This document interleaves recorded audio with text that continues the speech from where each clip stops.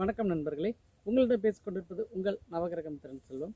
இன்று ஒரு ஜோதிட தகவலை நம்ம பார்க்கலாம். இன்றைக்கு நாம் பார்க்க போகிறது 7ஆம் இடத்துல இருக்க கிரகங்கள் எப்படிப்பட்ட காம சுகத்தை ஒருத்தரை தேடி போக வைக்கும் அப்படிங்கிறத பற்றி தான் இந்த வீடியோ மூலமாக பார்க்க போகிறோம். வாங்க இப்போ வீடியோக்குள்ளே போகலாம்.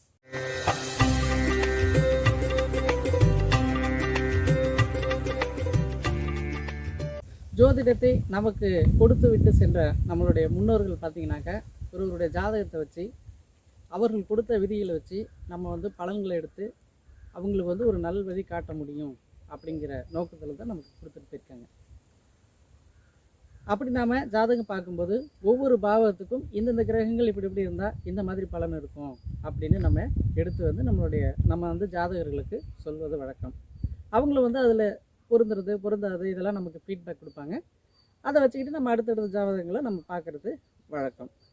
இப்போ அந்த வகையில் பார்க்கும்போது பார்த்திங்கனாக்கா ஒரு சில நாட்களுக்கு முன்பாக நம்மக்கிட்ட ஒரு 36 வயது மிக்க ஒரு ஆண் நம்மக்கிட்ட ஜாதகம் பார்க்கணும் அப்படின்னு நம்மக்கிட்ட கேட்டார். பார்க்கலாங்க அப்படின்னு நம்ம சொன்னோம். அதுக்கப்புறம் அவர் ஜாதகத்தை வாங்கி நம்ம கணிதம்லாம் போட்டுட்டு அவருக்கு பலன் சொல்லும்போது அந்த காமம் சார்ந்த ஒரு விஷயத்தை நான் அவர்கிட்ட சொன்னேன். அவர் அதை மறுக்கலை. ஆமாங்கய்யா, எனக்கு அந்த மாதிரி ஒரு விஷயம் இருக்குது அப்படிங்கிறதையும் அவர் நம்மக்கிட்ட சொன்னார். அது போலவே இந்த ஜாதகர் பாருங்கள், அவர் ஜாதகம் பார்க்குறதுக்கு முன்னாடி சில விஷயங்கள் நம்மக்கிட்ட சொல்லிட்டார். என்ன சொன்னார்னாக்கா, தனக்கு திருமணம் நடந்து ஒரு 6 வருஷம் ஆகுது. சில நாட்கள் தான், அதாவது சில காலங்கள் தான் நாங்கள் சேர்ந்து வாழ்ந்தோம். அதுக்கப்புறம் பிரிவினை ஏற்பட்டுச்சு. இப்போ விவாகரத்து கேஸ் கோர்ட்டில் போய்கிட்டு இருக்கு. அது இன்னும் முடியல அப்படிங்கிற மாதிரி சொன்னார்.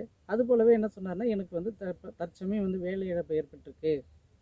நல்ல வேலை கிடைக்குமா, முன்னேற்றம் இருக்குமா, அடுத்து வர திசை எனக்கு நல்லா இருக்குமா அப்படிங்கிற மாதிரி தான் அவர் கேள்வியை நம்மகிட்ட முன் வச்சுருந்தார். அவர் கேள்வியை முன் வச்சுருந்தாலும் நம்ம எப்படி பலன் சொல்லுவோம்னாக்கா, லக்னம் ஆரம்பித்து 12 பாவங்களுக்கும் சொல்கிறது தான் வழக்கம். அப்படி நம்ம எடுத்தது தான் இந்த 7ஆம் பாவம் தொடர்பான பலன். அது அவர் ஆமாம் கரெக்டு புரிஞ்சிருக்கு அப்படிங்கிற மாதிரி அவர் சொன்னார். இந்த 7ஆம் இடம் அப்படிங்கிறது என்னன்னு நம்ம பார்த்தோம்னாக்கா, நம்மளுடைய முன்னோர்கள் தெளிவாக சொல்லியிருக்காங்க. அது களத்திர ஸ்தானம் அப்படின்னு சொல்லியிருக்காங்க, இன்பஸ்தானம் அப்படின்னு சொல்லியிருக்காங்க. ஒருவருடைய காமம் எப்படி இருக்கும், எப்படிப்பட்ட வகையில் அந்த காமத்தை அனுபவிப்பாங்க, அந்த காம சுகம் எப்படி பெறுவாங்க அப்படிங்கிறது இந்த 7ஆம் இடம் தான் சொல்லும். அதாவது ஒருத்தனுக்கு ஒருத்தியாக வாழ்வாங்களா, இல்லை பல்வேறுபட்ட நபர்களோட தொடர்பு இருக்குமா, அந்த காமத்தில் அவங்க கடைசி வரைக்குமே திருப்தி அடையாத ஆளாகவே இருப்பாங்களா அப்படிங்கிற மாதிரி விஷயங்களை அந்த 7ஆம் பாவமும் 7ஆம் பாவத்தில் இருக்க கிரகம் 7ஆம் பாவாதிபதி இவங்க நிலையை வச்சு நம்ம எடுக்கணும்னு நம்மளுடைய முன்னோர்கள் தெளிவாக சொல்லிட்டு போயிருக்காங்க. அந்த வகையில் தான் இந்த 7ஆம் பாவத்துக்கு உண்டான பலன் நம்ம சொன்னோம். அவர் பொருந்திருக்குதுன்னு சொன்னார். இப்போ இந்த ஜாதகத்தை பாருங்கள். அவர் மேஷ லக்னமாக இருக்கார். லக்னத்திலே ராகு இருக்குது. 3ஆம் இடத்துல சுக்கிரன் இருக்குது. 4ஆம் இடத்துல பார்த்திங்கன்னா சூரியனும் செவ்வாயும் இருக்காங்க. இந்த செவ்வாய் அங்கே அஸ்தங்கம் பெற்றிருக்கிறார். 5ஆம் இடத்துல புதன் இருக்கார், அவர் வக்கரம் பெற்றிருக்கிறார். 7ஆம் இடத்துல சனியும் கேதுவும் இருக்கிறாங்க. 9ஆம் இடத்துல சந்திரன் இருக்கிறாரு.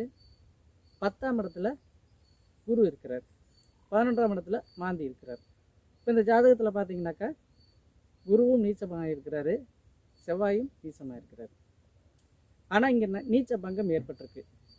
அது எப்படிப்பட்ட நீச்ச பங்கம்னு பார்த்தீங்கன்னா, குருவுக்கு வீடு கொடுத்த சனி தன்னோட உச்ச ராசியில் இருக்கிறார். அப்போ குரு நீச்ச பங்கம் பெறுகிறார்.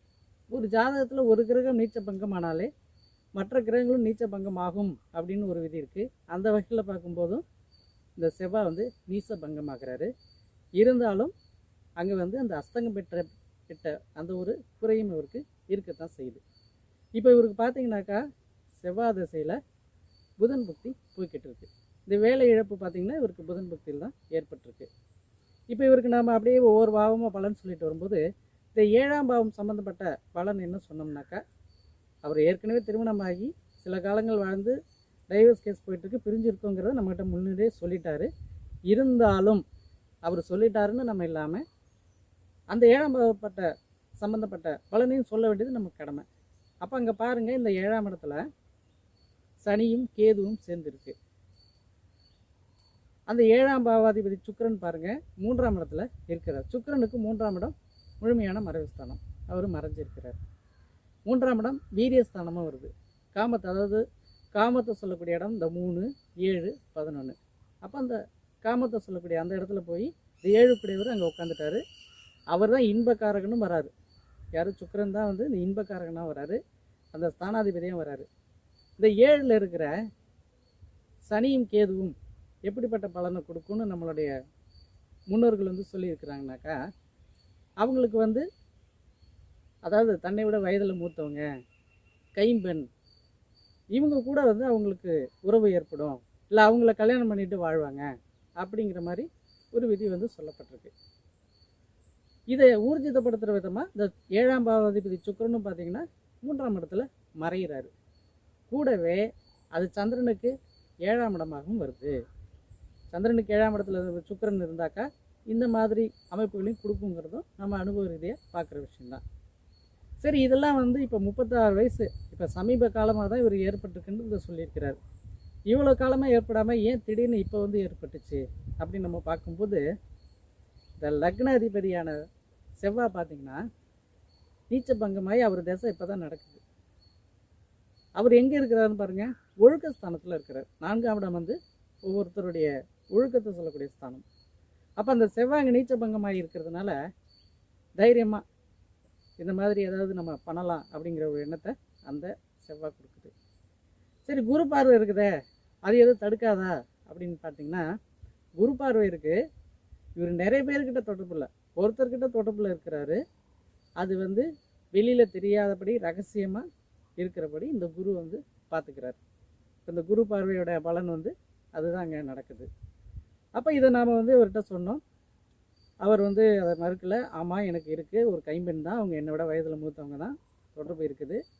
ஒருவேளை என் ஜாதக ரீதியாக இப்படி தான் இருக்கணும்னு இருக்கா, இல்லை இப்படிப்பட்டவங்கள தான் கல்யாணம் பண்ணிக்கணும்னு இது இருக்கா அப்படிங்கிற மாதிரி கேட்டார். இப்போ நாம் அவருக்கு என்ன சொன்னோம்னாக்கா, இது வந்து கண்டிப்பாக இப்படி இருக்கணும்னு கிடையாது. ஆனால் முதல் திருமணம் செய்யும்போதே இந்த பொருத்தங்கள்லாம் பக்காவாக பார்த்து இந்த தோஷத்தை நிவர்த்தி செய்கிற மாதிரி அந்த பெண்ணோட ஜாதகத்தில் இருந்து மேட்ச் பண்ணியிருந்தாக்கா இந்த மாதிரி ஒரு விஷயங்கள்லாம் உங்களுக்கு வந்திருக்காது. இருந்தாலும் விதி யாரை விட்டது, எங்கேயோ எப்படியோ அவங்க பார்க்காம திருமணம் பண்ணியிருக்க மாட்டாங்க. அதையும் நம்ம அவர்கிட்ட கேட்டோம். அப்போ அவர் என்ன சொன்னார்னாக்கா, அப்போல்லாம் வந்து எனக்கு ஜோதிடத்தில் அதிகமான ஈடுபாடு கிடையாது, எனக்கு நம்பிக்கை கிடையாது. அதனால் எங்கள் அப்பா அம்மா ஏதாவது பார்த்தாங்க, நான் எதுவுமே கேட்கல, நான் ஒத்துக்கிட்டேன், கல்யாணம் பண்ணிக்கிட்டேன் அப்படிங்கிற மாதிரி தான் அவர் சொன்னார். அப்போ நம்ம ஒரு ஜாதகத்தை ஆய்வு பண்ணும்போது இப்படியெல்லாம் பார்க்கணும். ஒருத்தருக்கு எப்படிப்பட்ட காமசுகம் அவங்க தேடுவாங்க, எப்படிப்பட்ட காமசுகம் அவங்களுக்கு அமையும் அப்படிங்கிறத ஒருவருடைய லக்னத்துக்கு 7ஆம் இடம், 7ஆம் இடத்துல இருக்க கிரகம், 7ஆம் இடத்து அதிபதி, காரகன் சுக்கிரன், இவங்களெல்லாம் வச்சு நம்ம பார்த்தோம்னாக்கா ஒரு துல்லியமான பலனை நாம் எடுத்து அசத்தலாங்கிறது தான் இந்த பதிவினுடைய நோக்கம். இப்போ இந்த பதிவு உங்களுக்கு பயனுள்ளபடியும் புரியும்படியும் இருந்திருக்கும் என்று நம்புகிறேன். இதுவரை நமது சேனலை சப்ஸ்கிரைப் செய்யாமல் இருக்கும் நண்பர்கள் இருந்தீங்கன்னா சப்ஸ்கிரைப் செய்து கொள்ளுங்கள். மீண்டும் நல்லதொரு பதிவில் உங்களை எல்லாம் சந்திக்கிறேன். அதுவரை நன்றி கூறி விடைபெறுவது உங்கள் நவகிரகம் திரு செல்வம். வணக்கம்.